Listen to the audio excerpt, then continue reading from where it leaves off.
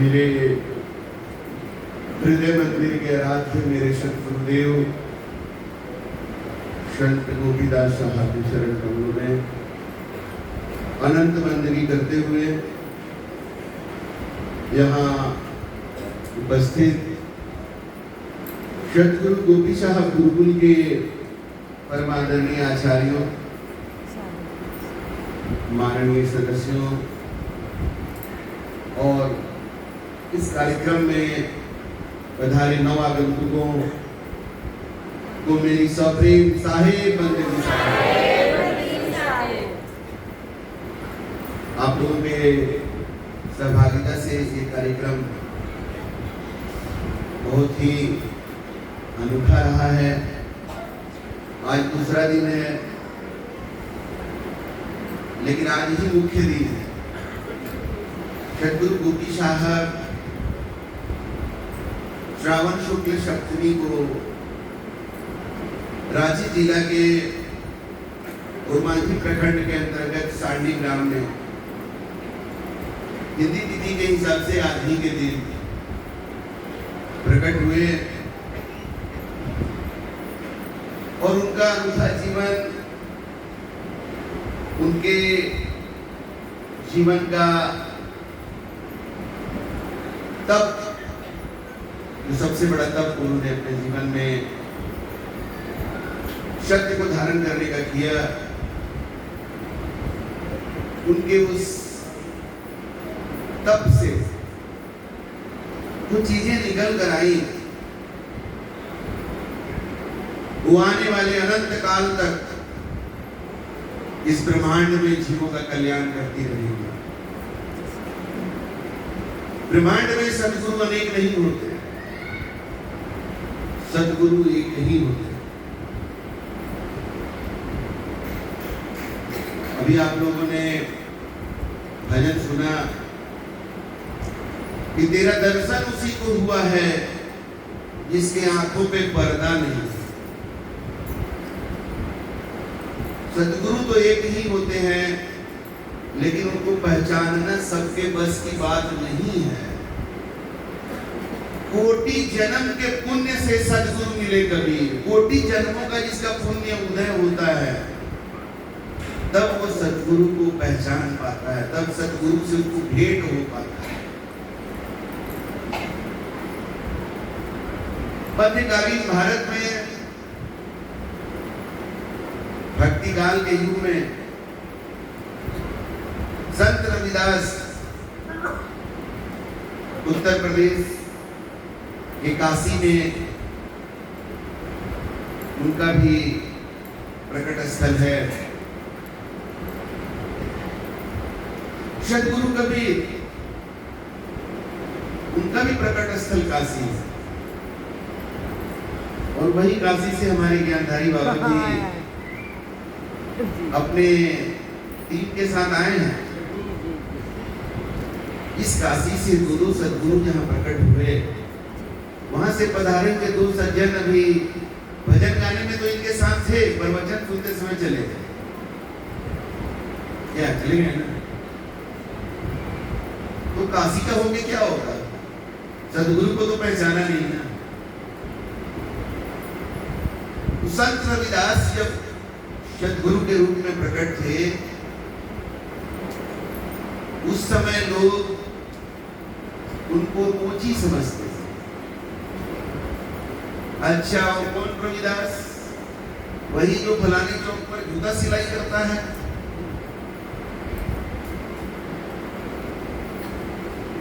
लेकिन सतगुरु ये दुनिया वालों के दिल में जगह बना पाते हैं, बन पाता है या नहीं, लेकिन परमात्मा के पास तो सतगुरु के लिए और बस उनके लिए ही चलता। परमात्मा में मिलने के लिए आपको सतगुरु में मिलना पड़ेगा, तभी आप परमात्मा में मिलेंगे। किनारे से तो संत रविदास को मोची समझने वाले, जूता सिलाई करने वाला समझने वाले तो काशी में बहुत थे, लेकिन भगवान कृष्ण को पता था कि सतगुरु तो रविदास साहब हैं। तो मीराबाई की अनन्य भक्ति से प्रसन्न होकर जब भगवान कृष्ण मीराबाई को दर्शन दिए और थोड़ा देर दर्शन दे करके अंतर ध्यान हुआ, क्योंकि ये ब्रह्मा विष्णु और महेश जो हैं ये पूर्ण सत्य नहीं है, ये पूर्ण सत्य के स्वरूप नहीं है।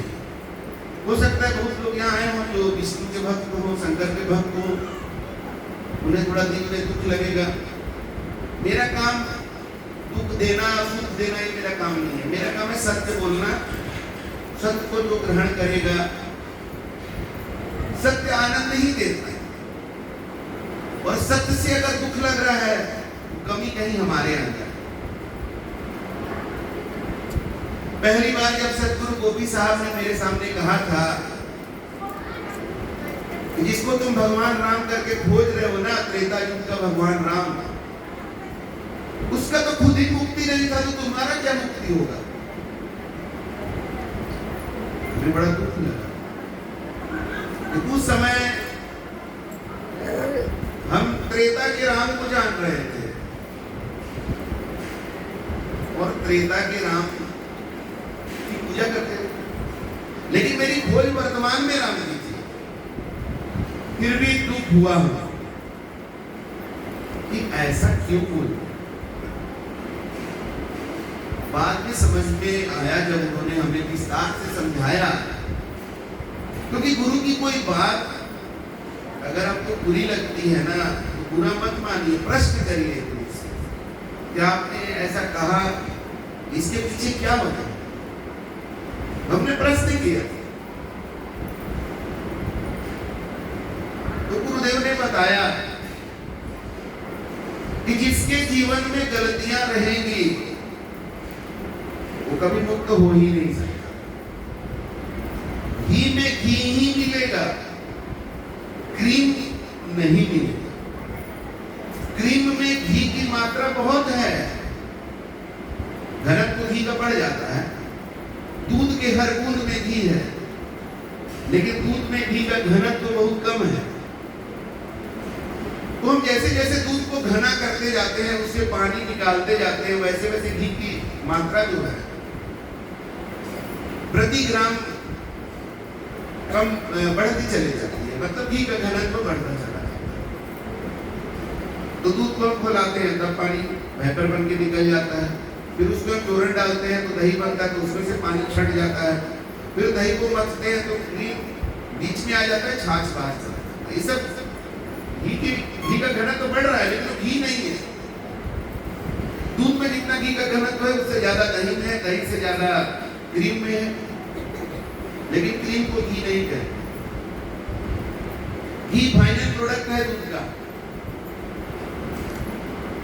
और घी को जब गर्म किया जाता है तो कुछ बचता नहीं है, क्योंकि वही सार है। जैसे क्रीम को घी नहीं कर सकते, वैसे ही कोई व्यक्ति कितना भी सही हो जाए, उसके अंदर 1% भी गलती है तो पूर्ण पुरुष नहीं करा सकता, मुक्त नहीं हो सकता। मुक्ति के लिए पूर्णतया निर्मलता चाहिए। तो अब आप कहेंगे तो भगवान राम निर्मल नहीं थे। भाई भगवान राम के भक्त ही जो कहानी सुनाते हैं, वो कहानी में ही आपको मिल जाएगा कि कहां कहां गलतियां हुई। एक बाली और सुग्रीव का जो लड़ाई था, उसमें भगवान राम की जो भूमिका थी। उसके बाद माता सीता जैसी पतिव्रता नारी का अग्नि परीक्षा लेना,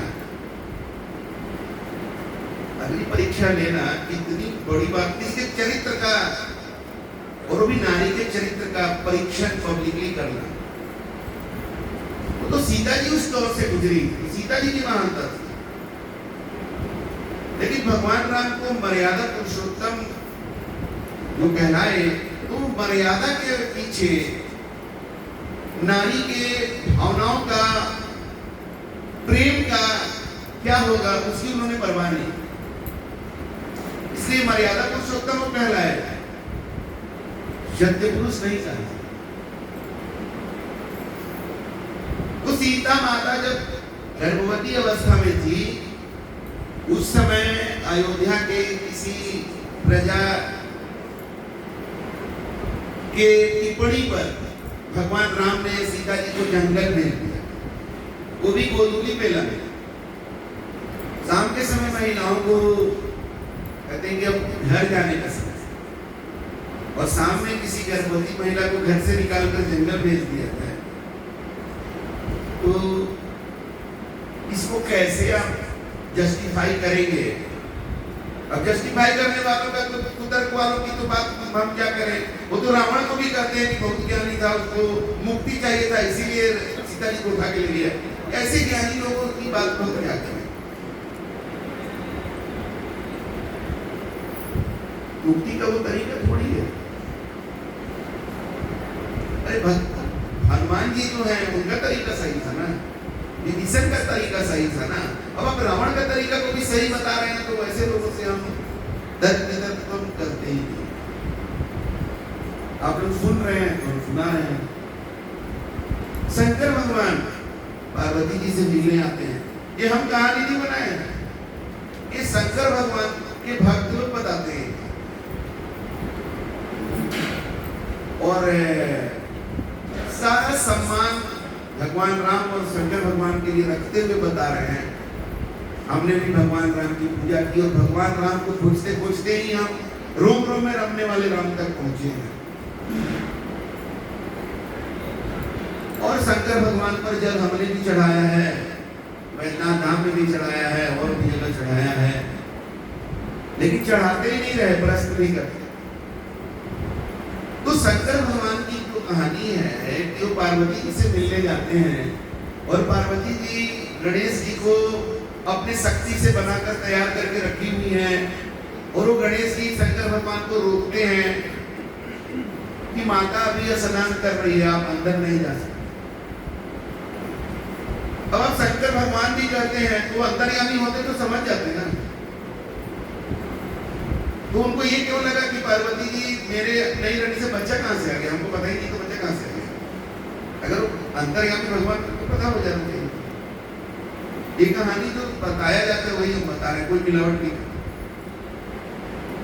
तो फिर गणेश जी उनका प्रतिरोध करने लगे। शंकर भगवान अंदर जाना चाह रहे थे, इस प्रतिरोध में गणेश जी लड़ने के लिए तैयार हो गए, क्योंकि वो तो बालक जो है माता का आदेश का पालन कर रहे थे, वो तो अपनी जगह सही थे।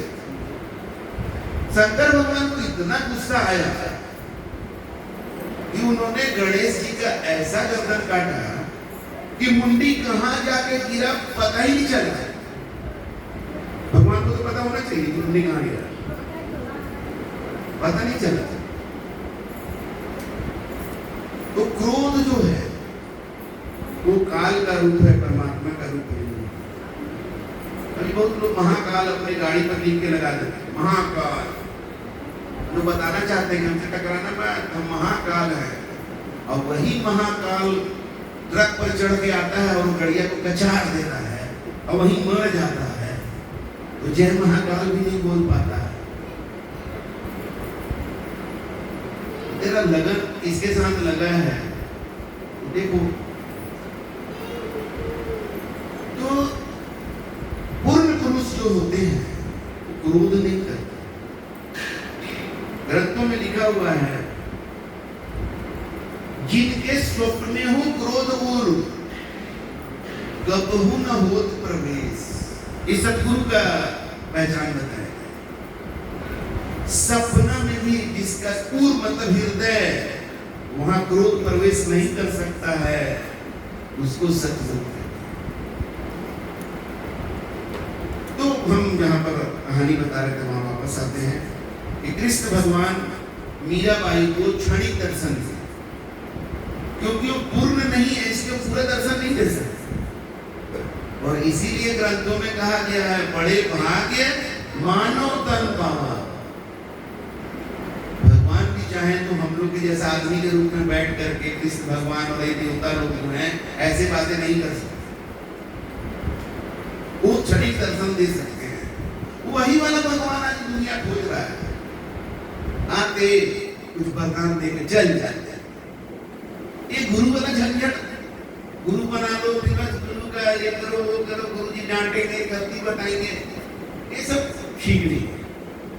भगवान जी आ जाते, कहीं बैठा आ जाते, वरदान दे के अपना रास्ता नापते, फिर हमको जैसे मन करता वैसे पूजा करते। भगवान जी का मूर्ति अपने पसंद का खरीद के ले आते। आजकल शंकर भगवान का एक से एक फोटो लोग खरीद करके घर में लगा रहे हैं।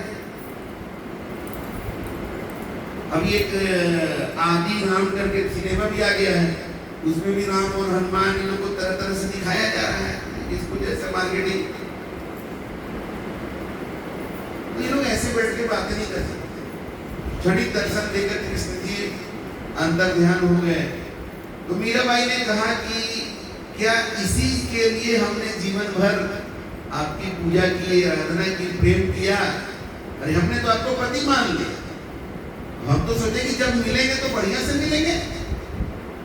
तो कृष्ण भगवान फिर से प्रकट और उन्होंने कहा कि इससे ज्यादा हम दर्शन नहीं दे सकते हैं। तो मीराबाई ने कहा कि तो हम जीकर क्या करेंगे, हम तो इसी के लिए जी रहे थे, तो आप हमको ये जिंदगी से मुक्त कर दीजिए। तो कृष्ण भगवान ने कहा वो भी हम नहीं कर सकते।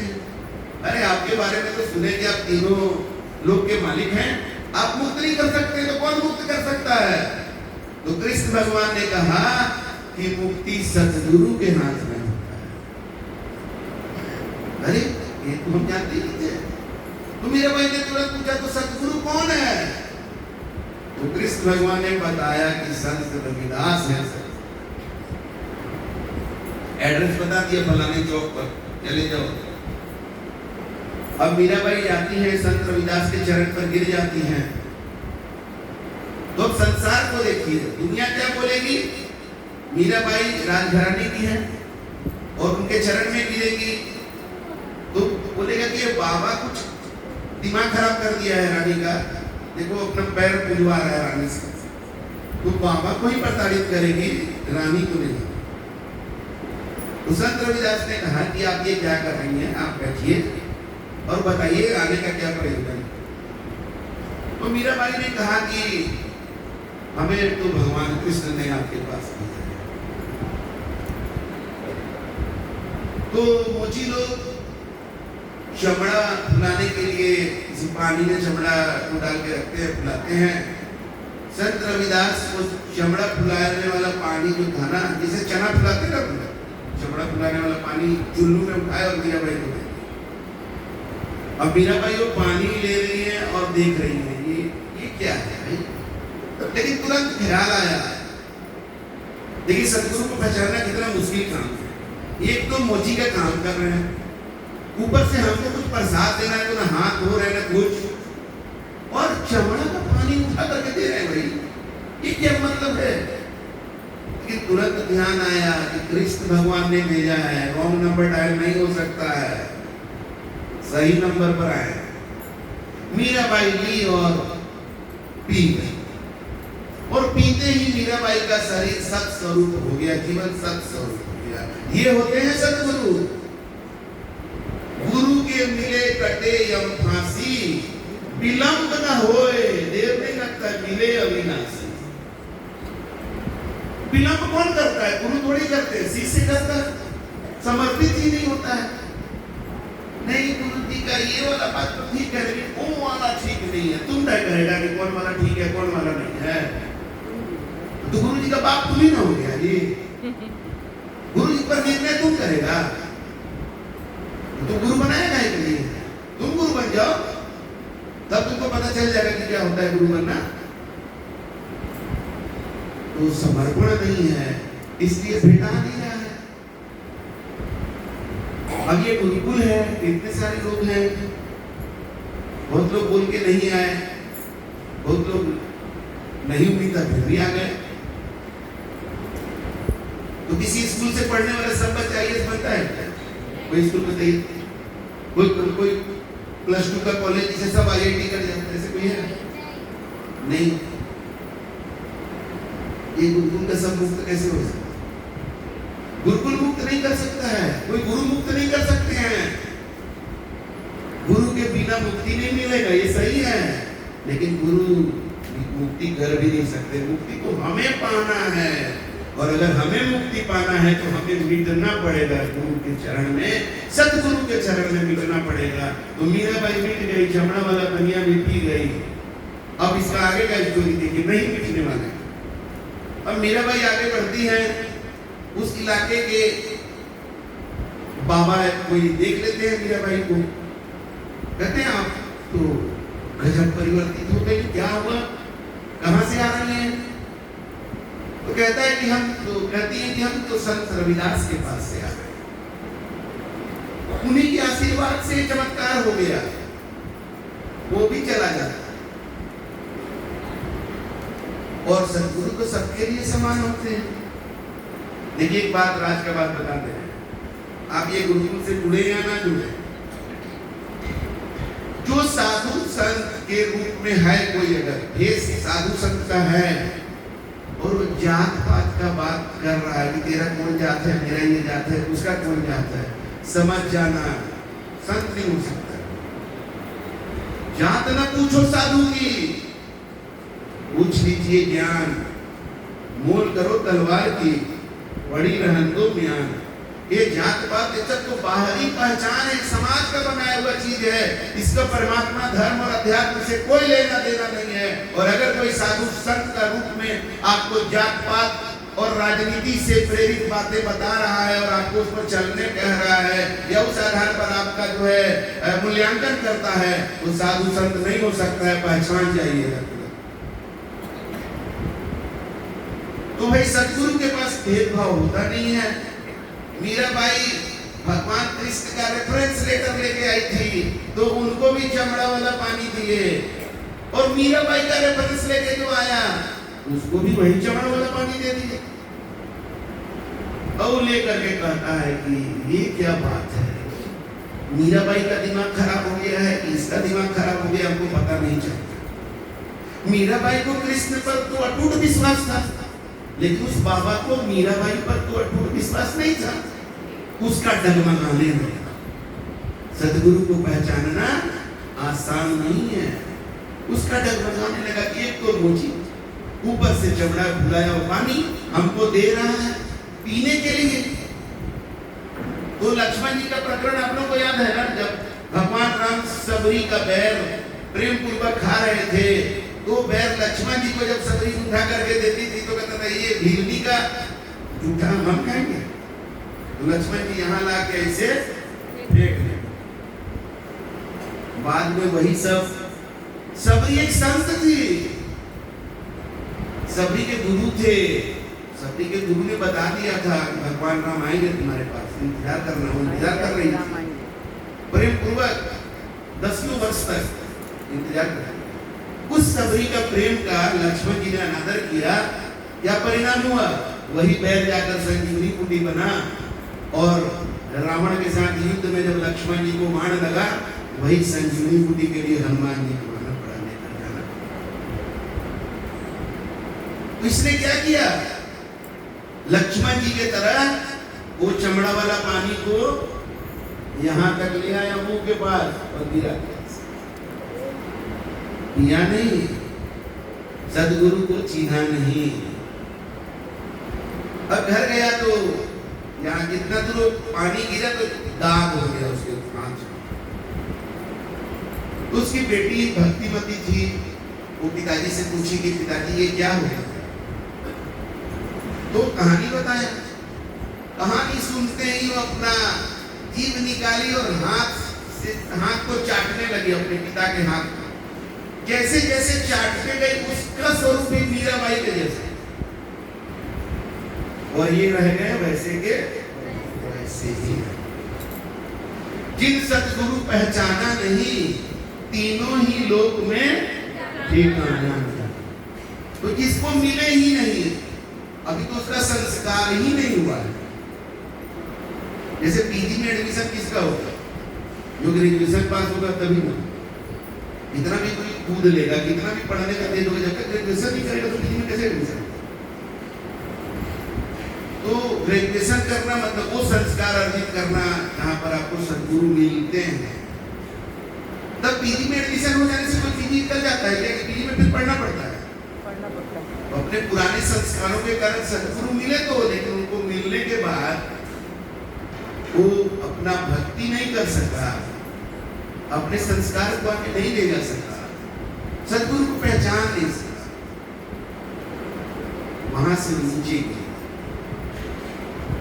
ग्रेजुएशन तक तो पास किया, लेकिन पीजी में जाके फेल कर गया। इसलिए ग्रंथों में वर्णन है कि सतगुरु पहचाना नहीं, तीनों ही लोक में ठिकाना। अब जैसे पढ़ाई वाला में तो है कि ग्रेजुएट कर लिए, पीजी नहीं कर सके तो ग्रेजुएट वाला डिग्री तो है ना, लेकिन ये संस्कार का उदय जो है ना, चढ़ाव पर चलते हैं हम, सत्य के मार्ग पर हमारा संस्कार बढ़ते जाता है, और जहां हम सत्य को छोड़े तो फिर पीछे उल्टा वापस तेजी से लुढ़कते चले जाते, यहाँ डिग्री बचता नहीं है, नीचे चलते चला जाता। तो हमारे जीवन में सद्गुरु की खोज होनी चाहिए। सबसे पहले तो हमारे जीवन में जो दुख है उसको जानने के लिए, दुख क्यों है हमारे जीवन में। अगर हम बड़े ज्ञानी हैं तो हमारा जीवन अच्छा होना चाहिए। जिंदगी झंड है, फिर भी अपने ज्ञान पर घमंड है, ये अच्छा बात नहीं। अगर ज्ञान है तो उसका पहचान है कि जिंदगी अच्छा हो। कोई भी कह देगा, गाड़ी बढ़ा लेगा, साधु का वेश धारण कर लेगा, तो संत हो जाएगा।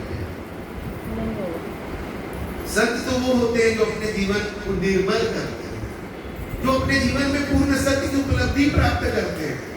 तो उनके संगत में रहेगा तो उसका पहचान होता है। संत के जीवन में भेदभाव नहीं रहेगा, द्वैत नहीं होता, ऊंचा नीचा का, अमीर गरीब का, जात पात का, ये सब कोई तरह का भेदभाव नहीं होता। ये संत की बहुत बड़ी पहचान है। ग्रंथों में लिखा हुआ है, दया गरीबी बंदगी, समता शील उपकार, इतने लक्षण साधु के कहे कबीर विचार। कौन कह रहा है? कबीर। कबीर को क्या बोलती है दुनिया? सद्गुरु या संत शिरोमणि। वो बता रहे हैं साधु की पहचान क्या है। पहचान दया गरीबी बंदगी समता शील उपकार। इसमें कहीं दाढ़ी आया क्या? तो साधु को दाढ़ी से क्यों पहचानते? दाढ़ी के बिना मत नहीं, गुण चेक करिए। दाढ़ी का तो आजकल ट्रेंड में है, बहुत लोग यंग लड़का सब किसी किसका देखते हैं, हमसे बड़ा दाढ़ी का, ऐसे ही फैशन है। हम क्या कर लिए?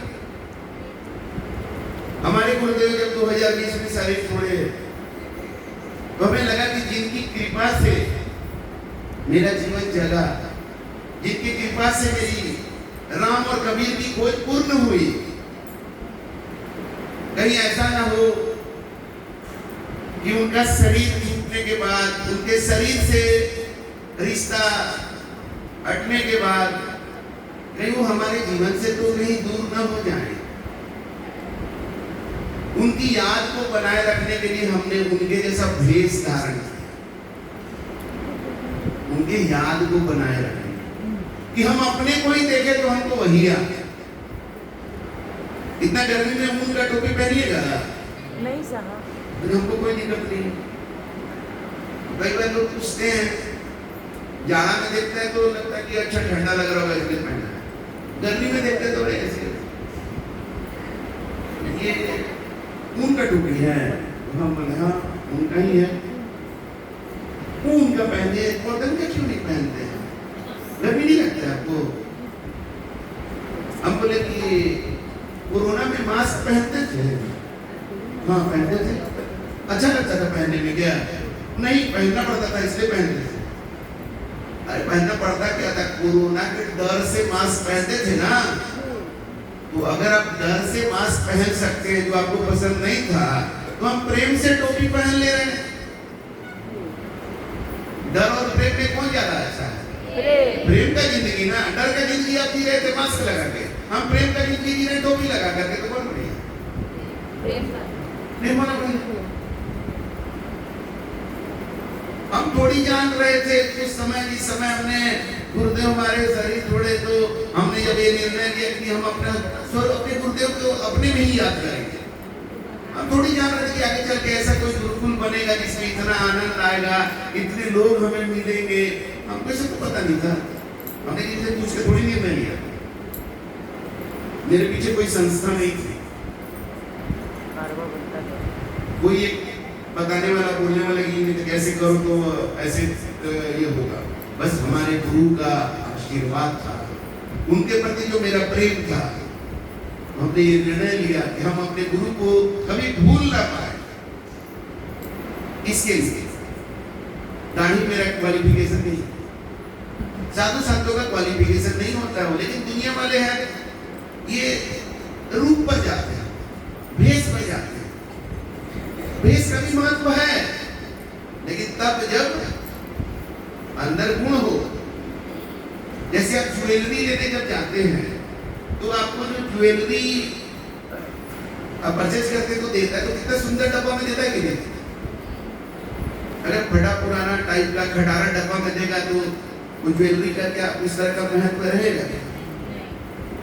लेकिन बहुत सुंदर डब्बा में आपसे 50,000 रुपया लेकर बहुत सुंदर डब्बा दिया जाए, उसमें सोना के जगह गोल्ड दे दिया जाए, तो आप ठगा महसूस करेंगे।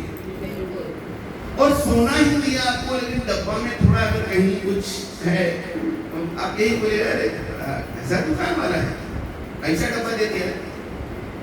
लेकिन सोना पर तो कोई प्रश्न नहीं होगा, आप ठगे हुए महसूस नहीं करेंगे। तो हमें गुण की परख करनी चाहिए। बाबा लोग खोज रहे बड़ा, तेरा गुरु जी का YouTube में कितना फॉलोइंग है, मेरा गुरु जी का फेसबुक में इतना फॉलोइंग है, इंस्टाग्राम में इतना है, उनका रील निकलता है कितना लाइक होता है, तेरे गुरु जी का कितना लाइक है। अब मेरा गुरु जी तो व्हाट्सएप पे नहीं चलता, ना यूट्यूब ना फेसबुक। गौतम बुद्ध सदगुरु कभी ले लो क्या फेसबुक और इंस्टाग्राम पर दे क्या? ये सब गुरु का पहचान है क्या? नहीं। लेकिन आज ये ट्रेंड में बाबा का कर्ज, लोग बड़ा बाबा खोज रहे हैं। अरे बाबा बड़ा छोटा नहीं होता है, बाबा से बड़ा तो कोई नहीं होता। 7 द्वीप 9 खंड में गुरु से बड़ा ना कोई, करता करे ना कर सके गुरु करे सोए। गुरु से बड़ा तो कोई पद ही नहीं है। बस चेक करना है कि गुरु सच्चा है, और वही सच्चा जो पूर्ण सच्चा गुरु है उसी को सदगुरु का ये चेक करने की जरूरत है। सदगुरु को पहचानने की जरूरत है, और वो पहचान गूगल से नहीं होगा, यूट्यूब से नहीं होगा, व्हाट्सएप से नहीं होगा। फिर भी इस गुरुकुल में व्हाट्सएप और यूट्यूब चैनल है उन लोगों के लिए जो पहचान है, तो वहां से पहचानना चाहिए, वो कभी नहीं पहचान पाए। पहचानने का तरीका ये है, ये 3 दिवसीय कार्यक्रम हो रहा है, इसमें आओ, मेरे संगत करो, मुझसे सवाल आमने सामने करो, मेरा रहनी कहानी देखो, तब तुमको समझ में आएगा। मेरे शब्द को तौलो, हम जो बोलते हैं उसमें क्या पावर है, तब पहचान। तो सतगुरु की खोज हमारे जीवन में सबसे जरूरी इस बात के लिए है कि हमारे जीवन से दुख दूर हो। आज वही दुख दूर करने के लिए कोई कैलाश जा रहा है, कोई मानसरोवर, अमरनाथ, केदारनाथ, बद्रीनाथ, कोई मक्का मदीना जा रहा है, कोई पोप जॉन पॉल सिटी जा रहा है, दुख दूर करने के लिए कि कहीं कोई मिल जाए जो हमारा जीवन का दुख दूर हो जाए। गौतम बुद्ध ने खोज किया कि दुख क्यों है, बताया कि इच्छाएं जो है दुख का कारण है। ये तो 4था क्लास 6ठा क्लास में पढ़ लिया। गौतम बुद्ध बताते हैं कि इच्छाएं दुख का कारण है, लेकिन गौतम बुद्ध ने कोई स्विच नहीं दिया इच्छाओं को कैसे क्लोज कर दिया। कोई ऐसा स्विच होता इच्छा को बंद, बड़ा मजा आ जाता। गौतम बुद्ध ऐसा कुछ दे दिए होते फिर तो कोई लफड़ा ही नहीं था, लेकिन जान गए बट इच्छाएं तो झरना की तरह निकलती ही जाती है, क्या करें। तब जब हमारे गुरु मिले उन्होंने बताया दुख का कारण, मिला लीजिएगा पूरे दुनिया में दुख का यही कारण है। गुरु विमुख सोई दुख पावे, जन्म जन्म सोई बहकावे। गुरु सेवे सो चतुर सुजाना, गुरु पटकर कोई और न आना। तो गुरु की सेवा ही हमें दुख से दूर करेगी, और गुरु से दूर जाना ही हमारे दुख का कारण है। और केवल अभी का दुख का कारण नहीं है, अभी तो पार्टी शुरू हुई है। जन्म जन्म तक दहकोगे, जन्म जन्म तक दहकोगे बाबू।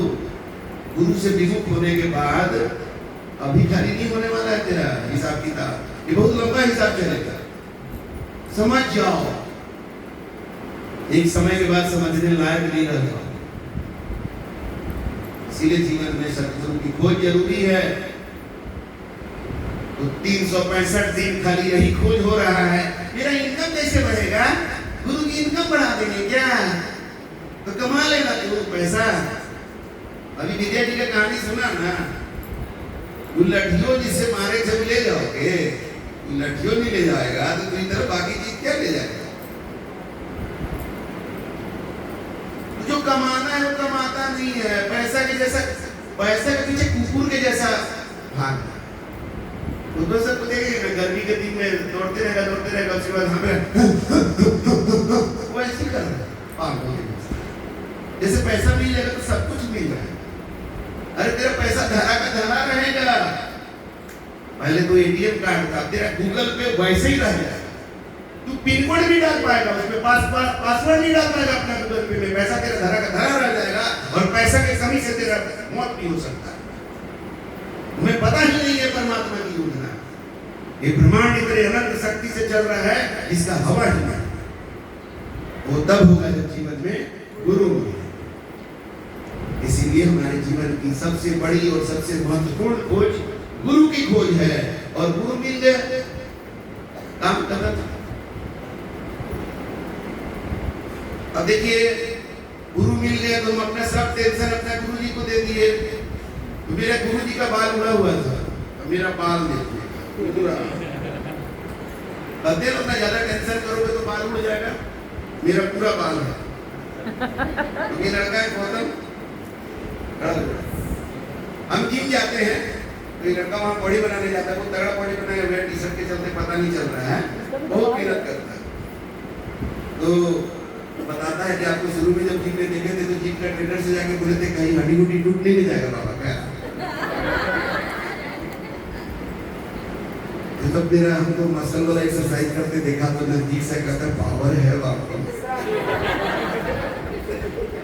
तो हम बॉडी बनाने नहीं जाते हैं, हम फिट रहने जाते हैं, क्योंकि घर में भी बैठना, ऑफिस में भी बैठना, रास्ता में भी बैठना, सत्संग में भी बैठना, 4 बजे से बैठे हो 10 बजे। तो मेरा ऐसा हो जाता था कि अपने घर में बैठे रहते थे, पंखा का स्विच ऑन करना है ना तो वेट कर रहे थे कि बेटी आएगी ना तब बोले ऑन कर दो। हम बोले अरे भाई ये हालत ठीक नहीं है, कुछ करना पड़ेगा। तब हम जिम जाने लगे, तब से मतलब कोई काम करने में बेटी लोग बोलते हैं कोई काम ना जहाँ देर की बस फट से कर दे, तो लोग कूदने लगते हैं अरे पापा हम कर दे रहे हैं। हम बोले टाइम पार होता है चलो, हम बोले बस तुरंत होना चाहिए। मेरा ट्रेनिंग बहुत कड़ा रहता है, क्योंकि गुरु के पास शब्द ही तो है, और जब शब्द का ही कदर नहीं होगा तो फिर गुरु से तुम प्राप्त क्या करोगे। गुरु से प्राप्त करने के लिए गुरु के शब्द का कदर सीखना पड़ेगा, वरना गुरु के पास ही रहोगे तो प्राप्त नहीं कर पाओगे। कोटि बरस लोहा रहे तो पारस के साथ बाल बरोबर अंतरो कबहू न बदलेगा। पारस पत्थर के बारे में कहा जाता है कि उसमें लोहा सट जाएगा तो सोना बन जाएगा, सटेगा तब ना। अगर लोहा और पारस के बीच में एक बाल का भी अंतर रह गया, सटा नहीं ना, सोना नहीं बनेगा। ऐसे हो सकता है कि आप इस गुरुकुल में बरसों रहे, गुरु के साथ टचे नहीं है अभी आपका। कई बार लोग हमारे पटना में रहते हैं, साथ से तो देखते हैं कि बहुत विपरीत परिस्थिति में कुछ लोग फोन उठाते हैं, तो कहते हैं हम लोग का फोन कितना बार मिस कर देते हैं, ये सब फोन उठाते हैं। हम बोले निंदक का फोन उठाना बहुत जरूरी है, क्योंकि वो ऐसे ही निंदा करता है। अबे फोन नहीं उठाएंगे तो कहेगा कि कैसा गुरु जी है, फोनों नहीं उठाता है। तो निंदक को हम ज्यादा सम्मान देते हैं, क्योंकि हम कबीर के भक्त हैं। कबीर ने क्या कहा है, निंदक नियरे राखिए आंगन टूटी छवाए, बिन साबुन पानी बिना निर्मल करे सुहाए। तो भाई बाल बराबर अंदर से, लोहा का रंग बदलने वाला नहीं है। पारस के साथ कितना कोटि बरस भी रहे मेरे को, ये गुरुकुल में है तो ये बात का ध्यान रखिएगा कि कहीं सालों साल से तो हैं, लेकिन अंतर कहीं तो नहीं हो गया बाल बराबर। अब ये जयप्रकाश जी हमारे आए हुए पटना से हैं, क्या बोल रहे हैं,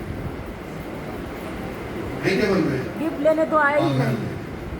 हाँ वो आते हैं, और भी नहीं, और कहते हैं कि हम नहीं आते हैं, तो मेरे बारे में बोल देते, तो काहे नहीं आते हैं, वह नहीं है।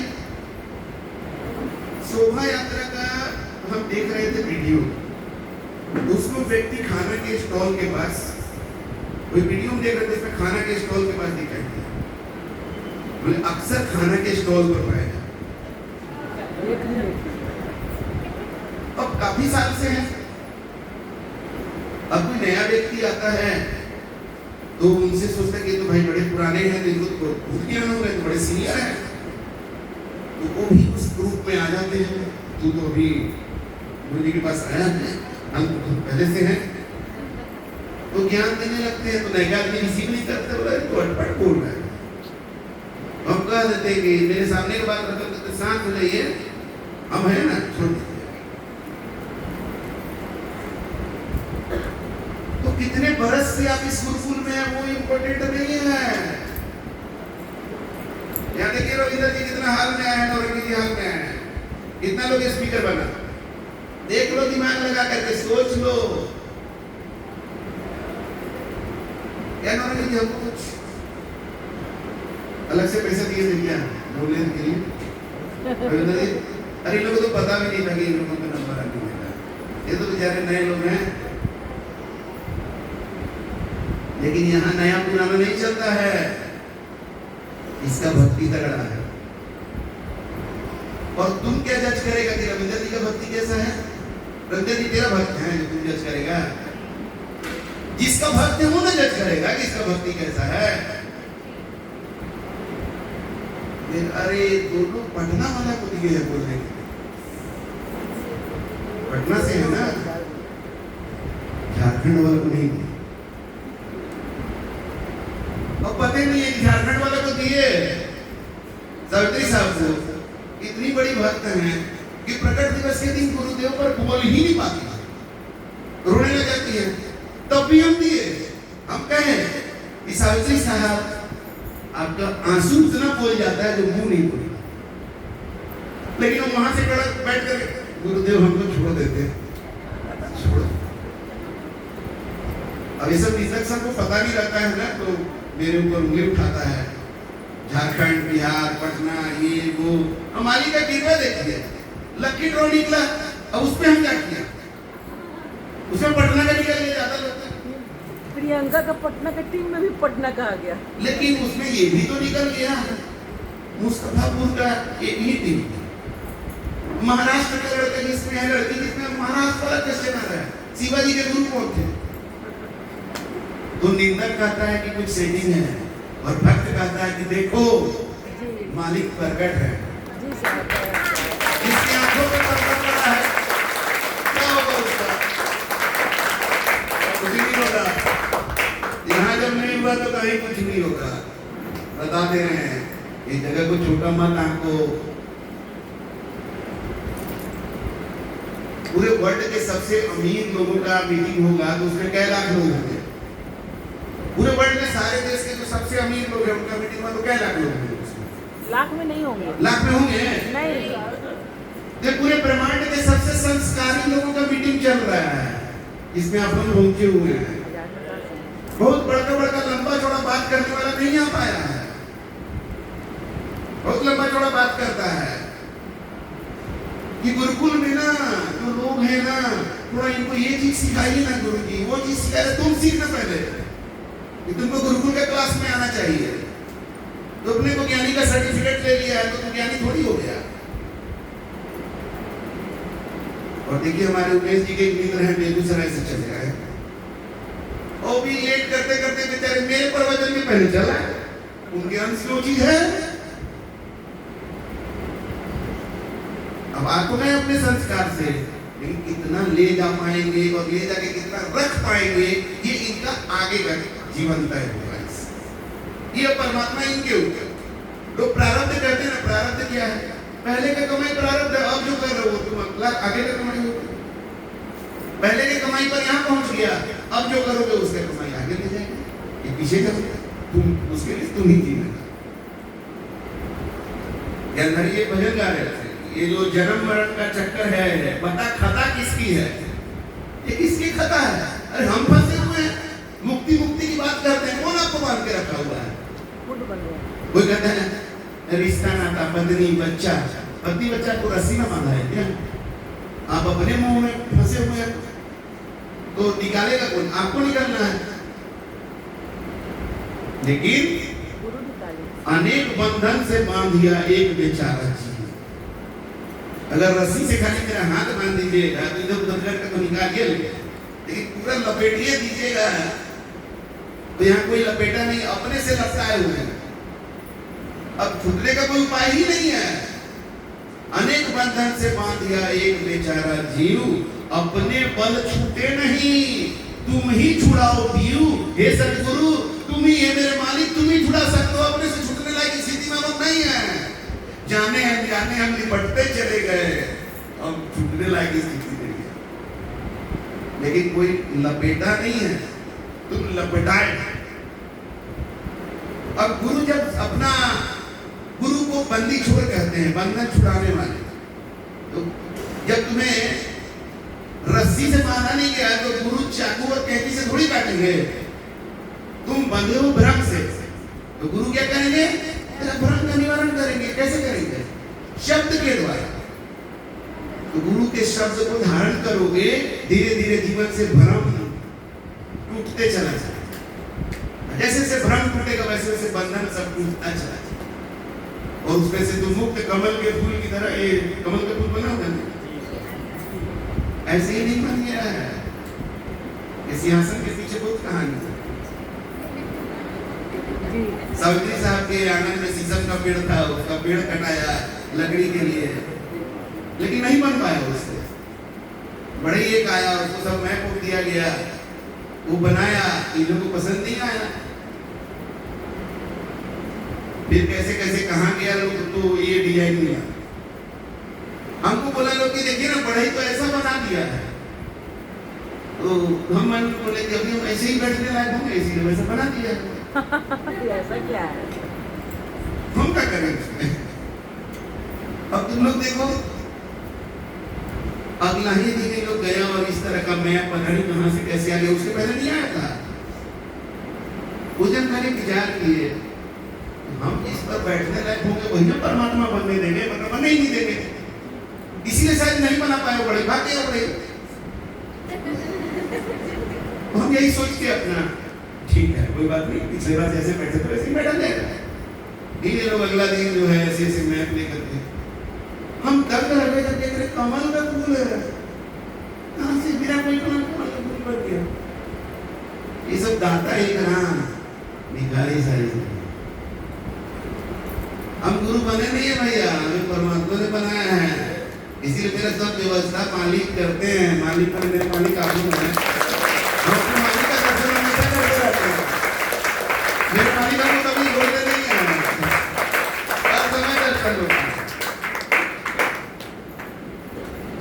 2012 में एक गृह प्रवेश का कार्यक्रम रेखा जी सुरेश जी को आप देखे भी प्राइज मिला, वो लोग अपना गृह प्रवेश का कार्यक्रम में हमको बुलाया।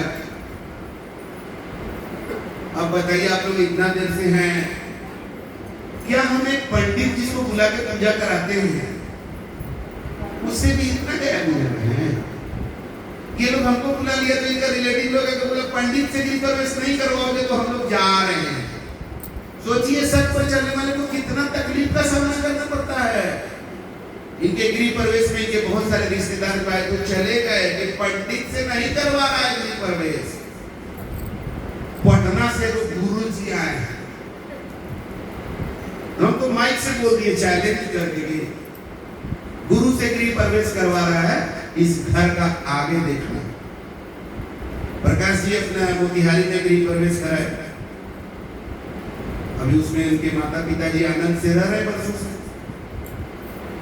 तो वहां जटवारा में एक महिला आई, तो हम जब रामकृष्ण पर बोल रहे थे कि दर्शन तो है नहीं, फोटो लगा लेता है, मूर्ति बना देता है, हम बोलते रहते हैं भगवान का फोटो कहां से खरीद के ले आया? वो भगवान को देखा नहीं, फोटो खरीद करके लेके चला आया, पूजा करने चालू कर दिया, तुम्हें दर्शन ही नहीं है।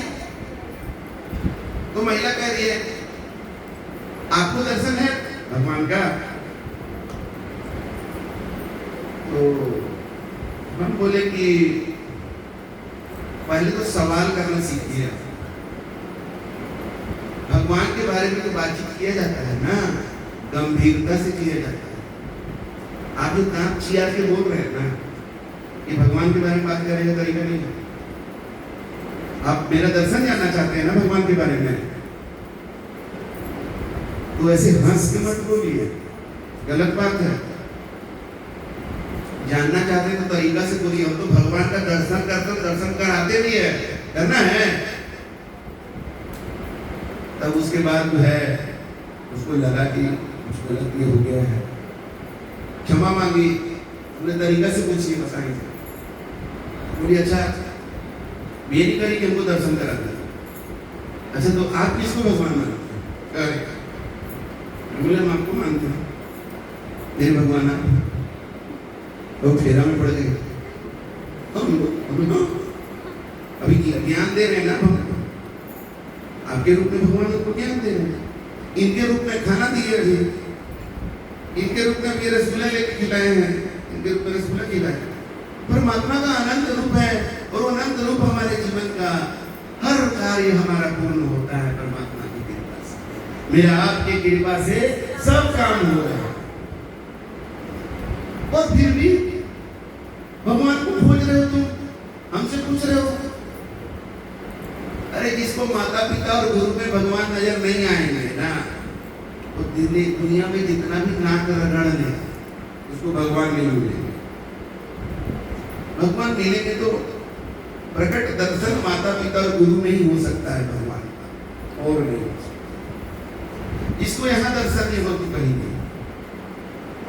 वो टीवी यूवी वाला कहानी, सिनेमा का कहानी, वो भगवान की तपक गए, चार को हाथ, ये त्रिशूल लिए हुए, एनी टाइम शंकर भगवान त्रिशूल लेके चलते होंगे, अगला में सांप लपेट के चलते हैं। अरे वो सिपाही तो हमेशा लाठी लेके नहीं चलता है, जब मौका मिलता है लठिया उधर गए, झंझट है लाठी है। जो सिपाही को पिस्तौल मिल जाता है उसको कितना दिक्कत होते रहता है। जितना बड़ा पदाधिकारी होता है आर्मी का, उसके पास उतना कम आर्म्स रहता है कि नहीं रविंदर जी? आर्मी का जो चीफ होता है बात से चलता है क्या? उसके लिए गार्ड है, गार्ड है उसके लिए, पर्सनल गार्ड वो तो नहीं लेके चलता है। तो शंकर भगवान अपने त्रिशूल लेके चलेंगे? तीनों लोग के मालिक हैं, त्रिशूल हो रहे हैं, कुछ भी बना दे तस्वीर। दर्शन तो है नहीं, और दर्शन बिना गुरु के नहीं होगा। हमारे गुरुदेव को शंकर भगवान का दर्शन था, तो बोले गुरुदेव दुनिया शंकर भगवान को खोज रहे, आपको शंकर भगवान का दर्शन हो गया, फिर क्या खोज रहे थे आप? वही बात, मुक्ति नहीं दे सकते ब्रह्मा विष्णु से, क्योंकि यही लोग तो खेला चला रहा है जन्म मरण का ना। तो इनका कितना भी पूजा करिए मुक्ति नहीं दिलाएगी, तो खेला चला रहा है। इन लोग का खेल त्रिदेव का है, ब्रह्मा विष्णु महेश का है, मुक्ति नहीं मिलेगी। मुक्ति मुक्ति के लिए आपको तीनों लोक से परे जो सत्य है, पूर्ण सत्य है, उसकी पूजा करनी पड़ेगी। और उसकी पूजा क्या है? सत्य को धारण करना। वो कोई अलग मंदिर नहीं है उसका, ये पूर्ण सत्य वाला मंदिर, ये पूर्ण सत्य वाला का फोटो नहीं।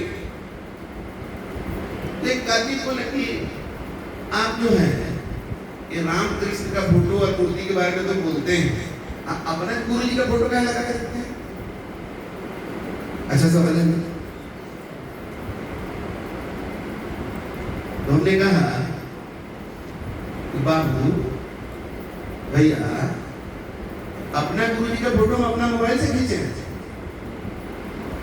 मैंने हम देखे हैं गुरु जी को अपना मोबाइल से अपने फोटो खींचे हैं। ये किसी का कहां सुना हुआ बात नहीं है कि मेरे गुरु जी ऐसे थे। अरे जब गुरु जी से भेंटे नहीं तो गुरु जी कैसे हो गए? भगवान से भेंटे नहीं तो भगवान कैसे हो गया? भगवान कहते हैं कि इसको जीवन में सबसे ऊंचा स्थान दिए, और आज दुनिया में लोग जीवन में सबसे ऊंचा स्थान उसको दिए हुए जिससे भेंटे नहीं है। आज जिसको भेंट है उसको स्थान देता ही नहीं है, जब तू सब कुछ कर रहा है। हर माँ बाप परेशान है कि मेरा बचपन मेरा कदर नहीं कर रहा, और उसके लिए सब कुछ लगा रहा है। सब कुछ लेने वाला को मानता नहीं है, जो कुछ नहीं दिया है, कुछ परिचय नहीं है, भेंट नहीं है, उसको सब कुछ मानता है।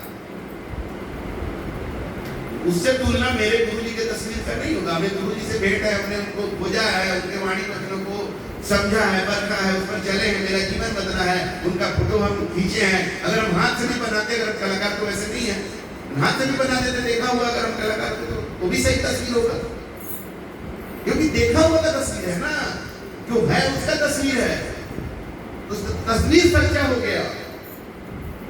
लेकिन तस्वीर झूठा तब होता है जब देखा हुआ नहीं है, बना दिया नहीं। तो कोई तो जो बनाया होगा वो देखना होगा ना, तो कहाँ गया होगी? तो देखा होगा उसको फिर हो ना, तुमने ना देखा है, बात खत्म हो गया। आप कहेंगे कि तो इनको तो हम लोग नहीं देखे थे, आपके कहने पर विश्वास कर रहे हैं इनके बारे में। मत करो, हम है ना सामने, हम बता रहे हैं कि उनका भक्ति किए तो मेरा जीवन ऐसा, तो मेरा जीवन को टटोल लो तो पता चल जाएगा। समझ में आ गई है?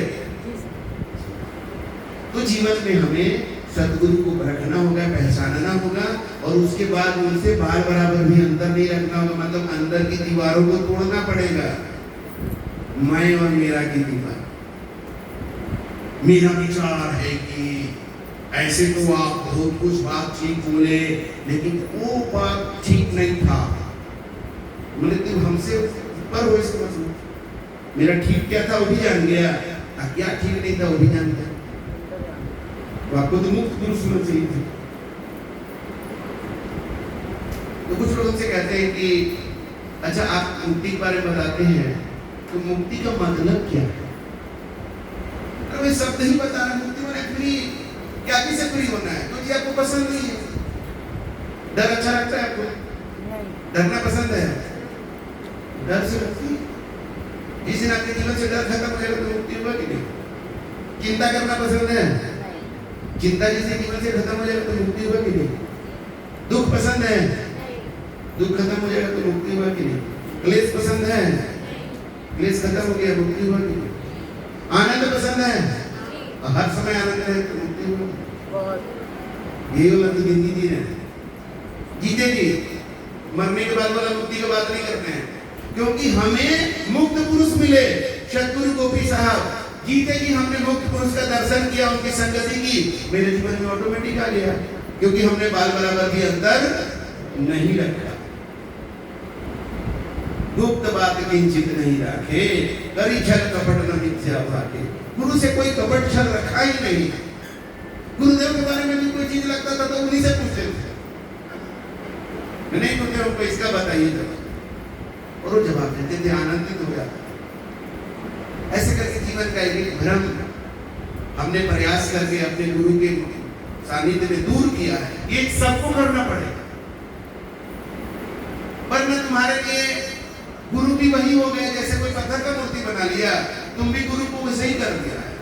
पत्थर का मूर्ति बना के पूजा करना माने हम अपने मन के हिसाब से पूजा करेंगे, और चेतन का पूजा करना माने उसके हिसाब से पूजा करना होगा। तो तुम गुरु बना दिए चेतन, लेकिन काम करो अपना मन पर। गुरु तुम्हारे लिए पत्थर का मूर्ति हो गए, क्योंकि एक पत्थर का मूर्ति है जो बोलता ही नहीं है, ठीक है। और चेतन गुरु है जो बोलते हैं तो तुम सुनता ही नहीं है, तो बात तो बराबर ही हो गया ना। वो बोलता नहीं इसलिए तुम सुनते नहीं हो, और जो बोलता है उससे तुम सुनते नहीं हो, तो बात तो बराबर ही हो। तो आज हमें इस गुरुकुल के बहुत सारे लोगों का देख के लगता है ना कि खाली मूर्ति बदला, रामकृष्ण और शंकर की मूर्ति की जगह गुरु की मूर्ति लगा दिया और बदलाव ज्यादा नहीं होता।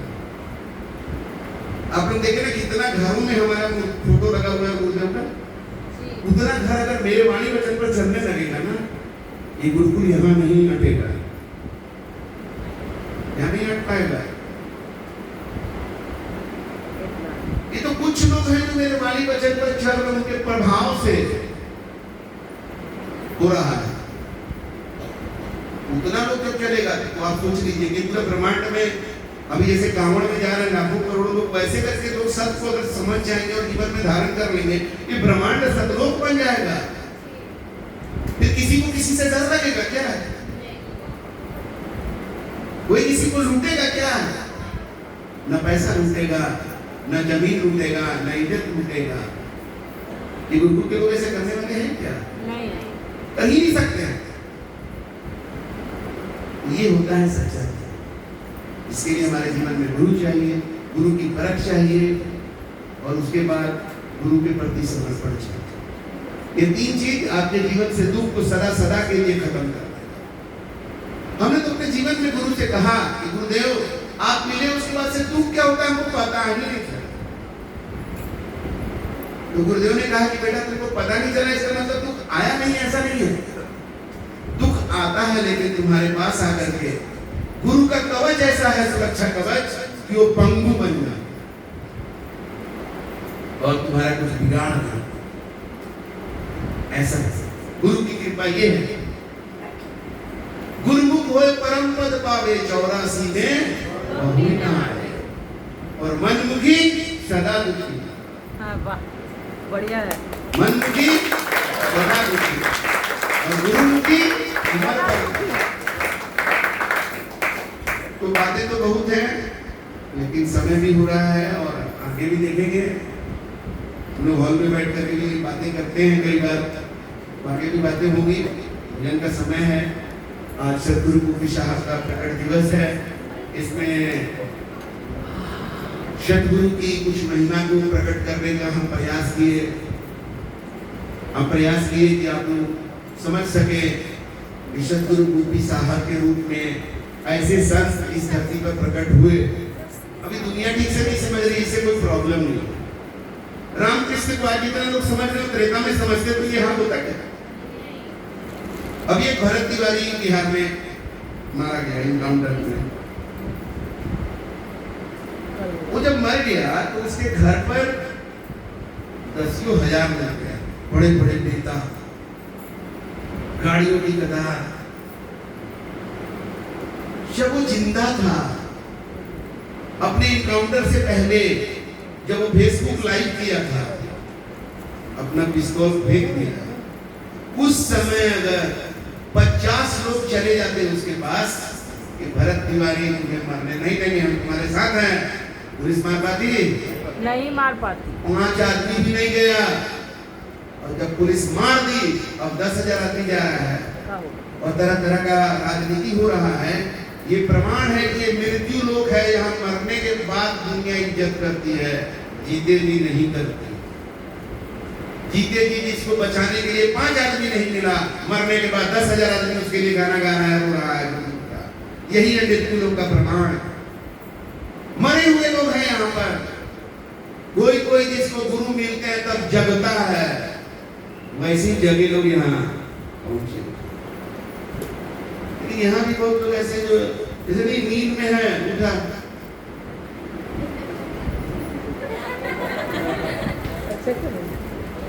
अरे झट जाए तो झट जाए, अब जगो और अपना ड्यूटी करो, काम कंप्लीट हो जाए फिर सूख जाना, फिर मतलब 17 बजे सूख जाना। मरने का तो सुतना ही ना है, जीते जी तो जगे रहो ना। जगने का मतलब क्या होता है? अलर्ट रहो, सही और गलत के प्रति जागते रहो कि कोई गलत काम हमसे ना हो जाए। सबसे बड़ा गलत काम में से है लोगों का दिल दुखाना। सदगुरु कबीर की वाणी है, मंदिर तोड़ो मस्जिद तोड़ो। अभी मत कहिएगा कि कबीर साहब मंदिर तोड़ने का है, आगे सुनिए, छोटा सा बात से पूरा मीनिंग नहीं मिला। मंदिर तोड़ो मस्जिद तोड़ो ये तो खास मुजाका है, पर किसी का दिल मत तोड़ो, ये घर खास खुदा का है। उनका कहने का मतलब है कि असली घर जो भगवान का है वो दिल है, उसको मत तोड़ना। हमें मंदिर मस्जिद अगर लड़ाई झगड़ा के तोड़ दिया, तोड़ना नहीं चाहिए। किसी का आस्था का चीज तोड़ दिया तो वो उतना बड़ा बात नहीं है। तुम दिल को तोड़ करके इतना आराम से रहते हो और मंदिर मस्जिद पर इतना हंगामा करते हो। अरे दिल तोड़ो मत किसी का, ये घर खास खुदा का है। तो आप सबों से उम्मीद करते हैं इस गुरुकुल के हैं, सभी के दिल का ख्याल अपने जैसा दूसरे को भी सोचिए। कोई बात बोलते हैं तो सोचिए कि अगर वैसा आपको बोला जाएगा तो आपको कैसा लगेगा। पर किसी का दिल मत तोड़ो, ये तो घर खास खुदा का है। इसी वाणी के साथ आज अपनी वाणी को विराम देते हैं। साहेब